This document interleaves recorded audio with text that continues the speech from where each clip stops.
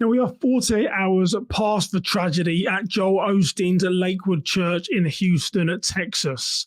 And more is starting to become known surrounding the assailant's mental state, perhaps a motive. Who was the young child?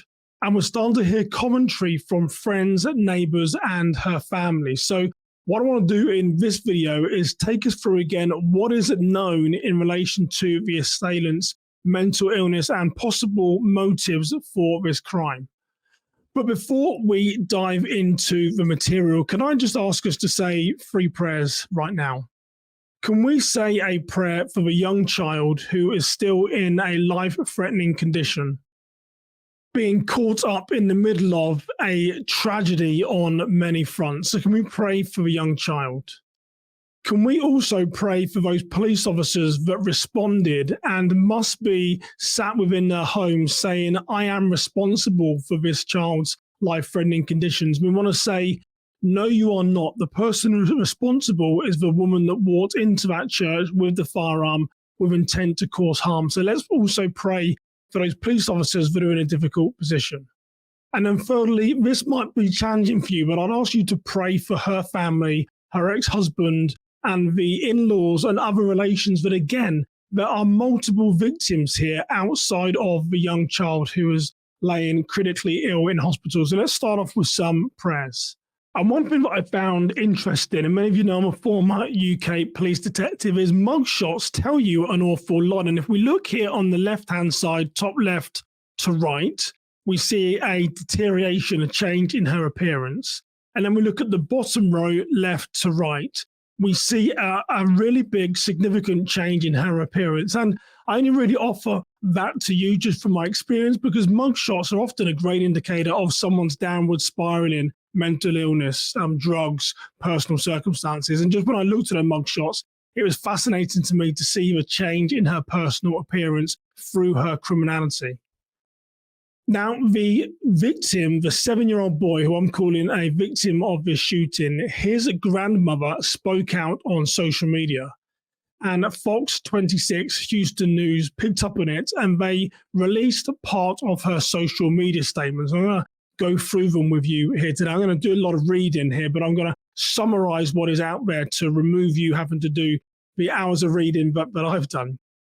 But the grandmother said in the statement, the grandmother said, my son and I and the entire family ask for your prayers for my grandson. And it says Fox 26 News admitted the grandson's name, who has suffered a gunshot wound to the brain. So we've got a plea here from the family that their thoughts are with their grandson, and they're asking us to do what we can through the power of prayer to help that young child. This is where it got really interesting, and we start to see the assailant's background unravel here for the mental illness and perhaps the opportunities there were to intervene. And already I'm seeing similarities between the Sutherland Springs mass shooting, where that assailant had a strong mental health crisis on the pathway to violence, where many organizations let that assailant down. I'm seeing the same thing here. Let's read through this now. So she says, we want to make 3 things absolutely clear.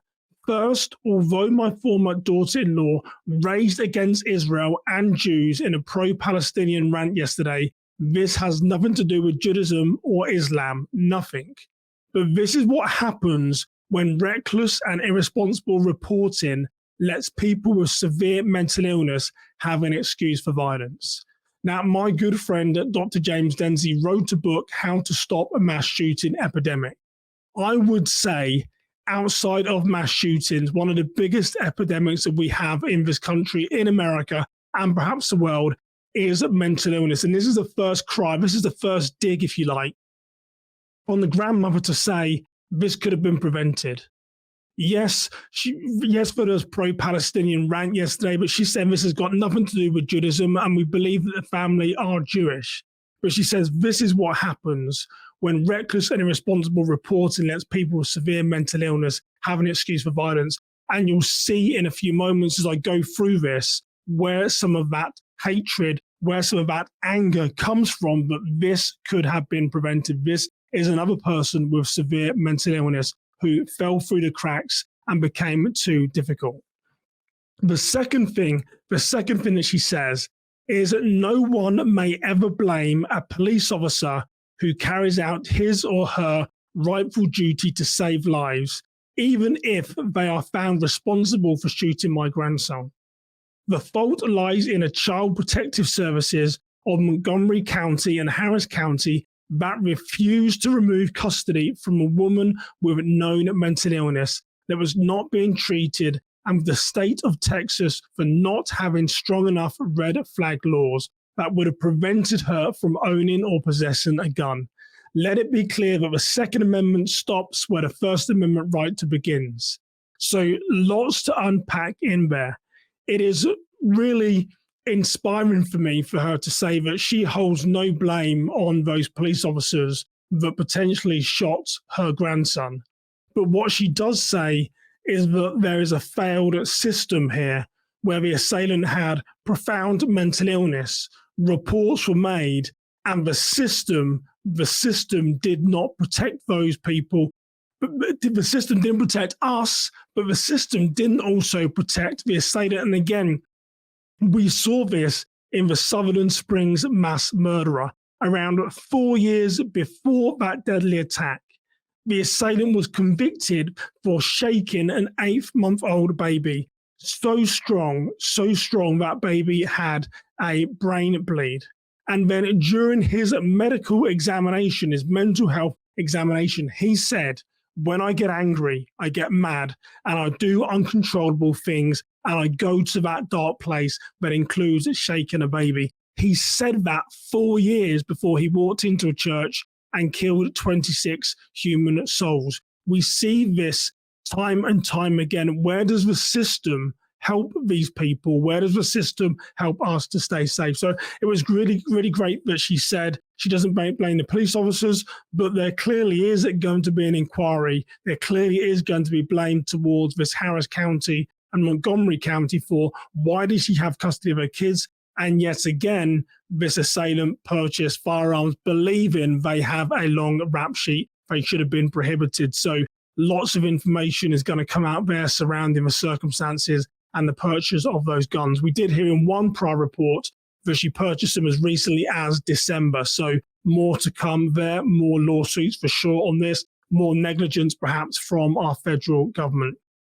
And what she did say, and I don't want to get into the Second Amendment rights here now, you guys know me, that's not really me or who I am, but she does say that the Second Amendment stops where the First Amendment right to begins. And I think if you are pro-Second Amendment law, someone that has a collection of firearms and enjoys going to the range and enjoys hunting, I think we'd all agree that the buck stops really when innocent people are being killed. But let's not get into the policy decisions right now surrounding what is the best course forward. But I think we'd all say we never intend for these guns to kill other humans in these circumstances. Let the lawmakers work out what is best in those situations. But she does touch on the Second Amendment there.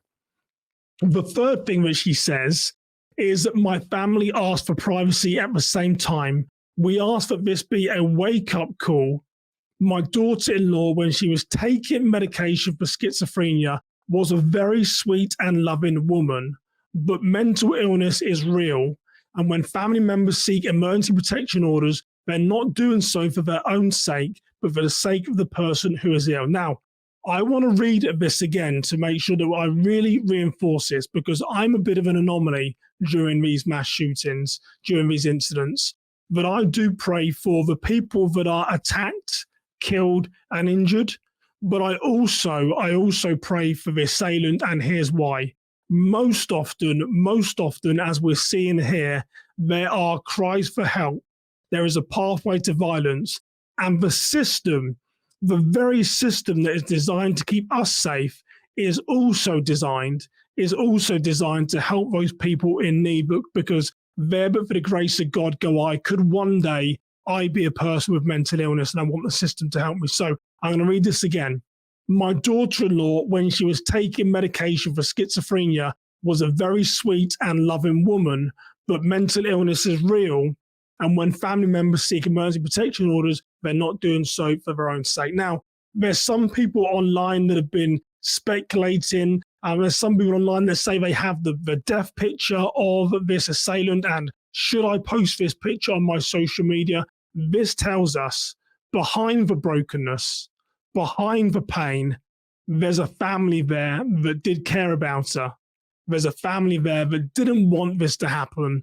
And there's a family there that tried to stop this thing from happening. So we shouldn't be releasing death pictures of this assailant, believing it helps us. We should acknowledge what the person says here is that they want privacy, because behind this used to be a sweet woman. I understand that she's not that now. She's seen by the world as a monster, and maybe she is. However, this was a person who had profound mental illness, and the system didn't do what it needed to do to keep her safe. So let's always make sure we remember that as Christians, as Christ followers, as we look for what we can learn from this and how we can make society a better place. What the grandmother also said was, if today you suspect that someone needs mental health care, never cease your efforts. Never cease your efforts to secure their safety and that of others. Now, when I was reading this, it was almost like I wanted to go to his grandmother and give her a big hug, because what wise words that she spoke in these three things on her social media. It was just impressive for me. But she said, if today you suspect that someone needs mental health care, never cease, never stop your efforts for their safety and that of others. So some powerful, powerful words there from the grandmother. What I want to go back to, which I mentioned a few minutes ago, on the motive, which is still unclear. And there's calls that this could be domestic terrorism. There's hatred towards Jews. It's interesting what the grandmother said, and I believe the grandmother is Jewish. Remember, she says this has nothing to do with Judaism or Islam. This is what happens when reckless and irresponsible reporting lets people with mental illness live within the community untreated. So more to come on what the motive is, but I take a lot of comfort in what the grandmother says there, but maybe this wasn't a terrorist-related incident. Maybe this is someone with mental illness who was slipping through the cracks and the system wasn't there to help. So more to come on the motive, but I want to make sure we acknowledge what the grandmother said, that there's been a strong pathway to violence here for a long time and it hasn't helped. Now, I want to go over a little bit as to what are the neighbors saying. Now, the neighbors said that the church shooter details years of hell, police inaction, only a matter of time. And if it seems like I'm being too harsh here, these are just what is coming out within the press, that there was a pathway to violence. There was signs that this could have been prevented. And at the end, I'm going to challenge us to say, what do we do as Christ followers to learn here? So, again, I said there's a lot of reading here, but it's going to help us. The neighbors speak. The neighbors of the shooter who opened fire at Joel Osteen's Lakewood Church before being fatally shot by police detailed years of harassment and threats their small two-street community faced from her, saying law enforcement and elected officials failed to adequately respond to their near constant outcry. This has got public inquiry written all over it. This is going to be fascinating to see what comes out here, because for many years, people have been saying there's a pathway of violence here. And the system, remember, the system is designed to keep me and my family safe, also is designed to help those people in need. And it seems that it hasn't happened. So we've got untreated mental illness. The same neighbor said, for years, I've been through hell. I've reported this, I've reported this, I've reported this, and it's gone on deaf ears, Jill told the outlet. She's had psychological officers here. Since they won't answer the door, they won't do anything. And again, here is modern day threat assessment. Until she hurts you,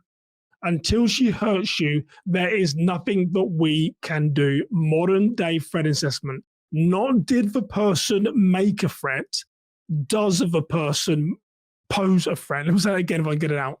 Not did the person make a threat, does the person pose a threat? Modern day threat assessment, our views have changed. This is very common when we're ringing law enforcement. Well, until she has a gun, until she hurts you, there's nothing we can do.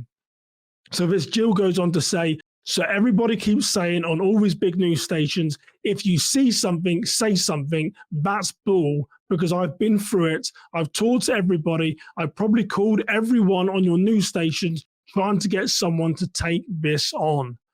And then what is it today? Well, this was a weekly occurrence. Jill said, she was after me, Jill said. At first, it was like, oh, it's because I'm transgender. Then it was because we're Mexican. Then it was because we're black. And then every time, depending on what her narrative was for that day, she changed the reason you were picking on her, So this is someone that we're seeing with profound mental illness. There's a strong pathway to violence. Behaviors are escalating. The neighbors are going through hell. And I'm going to pick up something that I just said on an earlier slide here, which I called out as being hypocrisy, if I can get my words out. Jill said, no one would do anything, no one would call me back, and yet everyone's still on these stations saying, see something, say something. Nobody should have to die. Nobody should have been hurt. This should have been handled years ago, and here we are again, Jill added. Jill then said, I knew it was only a matter of time before she did something. She said another neighbor, Linda, we did say something, we said something, but again, nothing took place. So I called this out as hypocrisy. And here's the interesting thing here. We've got someone who's saying this person's on the pathway to violence. We've got someone who's pushing. And what they're saying is we're seeing these leaders go on the news and say, if you see something, say something. The power of Homeland Security. But when they get reported, what action is being taken? So I did flag this as the hypocrisy that Jill is saying that she's seeing in our system. Is that true? Perhaps, because if it's not escalated to a certain level, it's very difficult for these emergency services, crisis workers to really intervene. So the fact that Jill's saying no one would call her back, but at the same time, people are saying, if you see something, say something. I think she has cause to call that out as being hypocrisy. Now, one thing which I thought was interesting in this case, and gonna happen in life, what more can be done? Jill says again, we cannot do anything more than what we did. We tried to stop this. We tried to help her. We tried to help us, and we tried to help the public. Something needs to get done. I don't know what needs to get done, but it does need to get done. This was a big church. By the grace of God, Jesus alone, the only person that died was the one who brought the weapon in it. Now, what was hard in this is to hear someone who's gone through so much hell with this assailant, called the police, called crisis teams. She said she called a psychological worker out, and yet nothing took place. And what happens is that people start to give up. And Jill then said, Jill recalled that the day of the shooting, she saw the assailant pull a sedan into the driveway and cover the vehicle with a blue tarp so that cameras could not pick up on what was placed inside. She said it looked very odd, and I thought it was weird, but I thought she's weird anyway, so you never know what this girl is up to, so I just watched my back and just left it at that, Jill said. What has happened here is Jill started to give up. And Jill's done an incredible job for many years. She's lived through this. She's reported time and time again. She's pushed and pushed and pushed. But as the grandmother said, when she said, if you see people with mental illness, if you know someone who has mental illness, get them the help that they need. For poor Jill, it became so much. Jill just said, well, this is another day. This is another day. I'm going to leave it. I can do no more. Jill had got to the point where she'd given up. She'd become frustrated. And Jill did an incredible job reporting. It's clear we wouldn't have half the reports on this assailant if it wasn't for Jill and other neighbours. But it does become difficult, and people do give up, and we don't want them to give up. We want them to report this information to law enforcement. We want them to push and to push. And it's the reason why the grandmother said, if you have someone who has mental illness, please don't give up. Push, support them, do what you can to help. So I want to leave us with this question. There are many instances here where people have gone to seek help for support services. The grandmother is saying the system failed the assailant. The system failed the young 7-year-old when they tried to get a protective custody order and it wasn't granted.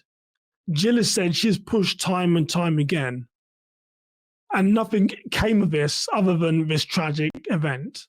So when we know these situations exist, my question to you is, what can we do as the church to come alongside these people and help? Now, I know that I don't have the answer to this question, but as I was going through this information, it came to me saying, what can we do more as the church? So as you reflect on what I've told you today, as you reflect on this assailant's pathway to violence, if you reflect on perhaps now a shift in narrative that this was someone with mental illness that was untreated. The grandmother said when she was on her medication for schizophrenia, she was a sweet woman. But when she goes down that dark path and she's off her medication, this was something which was hopefully destined to happen. So again, I don't know the answer, but as I close out this today, I'd encourage you to say, what do you think is the answer within your faith community? What can we do more to come alongside people that have mental illness? And how can we get them the support services that they need? And how do we push those government-funded organizations that are there to not only protect us, but protect people like this assailant? So please leave your comments below wherever you are listening and watching.